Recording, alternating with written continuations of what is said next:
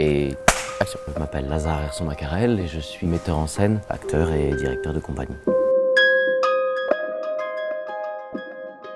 L'envie de monter Cyrano remonte très loin. J'ai retrouvé il y a peu de temps la cassette VHS sur laquelle on me voit jouer à l'âge de 8 ans la balade du duel quand l'hôtel Bourguignon, Monsieur de Bergerac est avec un Bélitre.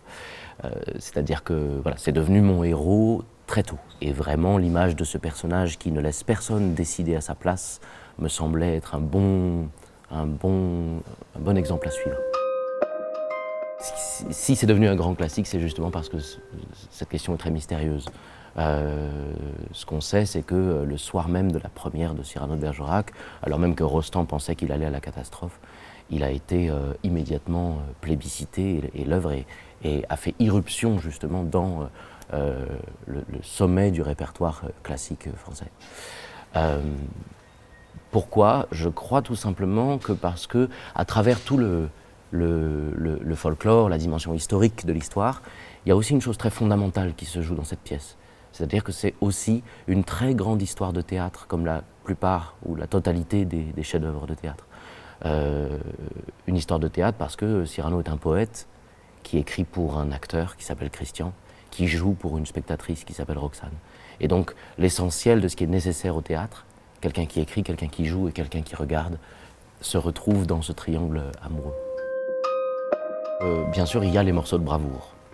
Et évidemment, ils exercent une très grande fascination parce que, justement, ils font partie d'un répertoire commun qui fonde l'identité même de beaucoup de gens, qu'ils soient français ou non.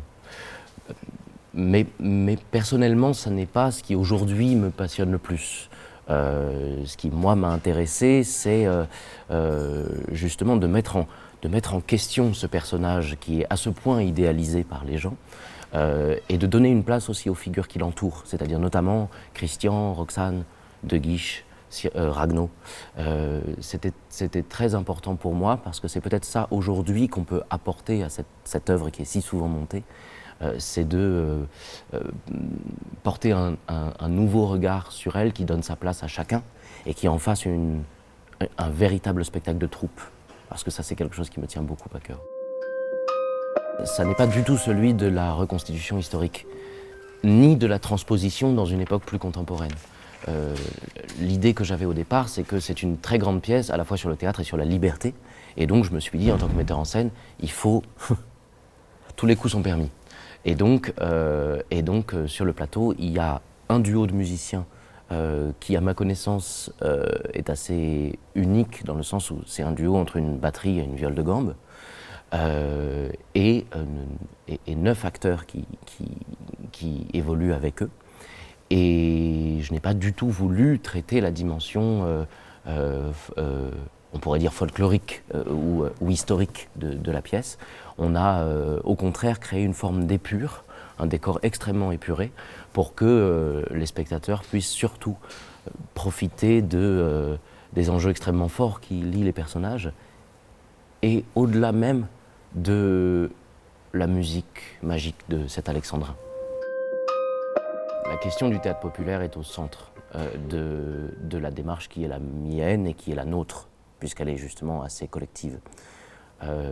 C'est-à-dire que même si c'est assez anachronique, je ne voudrais pas consentir à faire du théâtre pour des gens qui en font par ailleurs et qui ont l'habitude de venir au théâtre.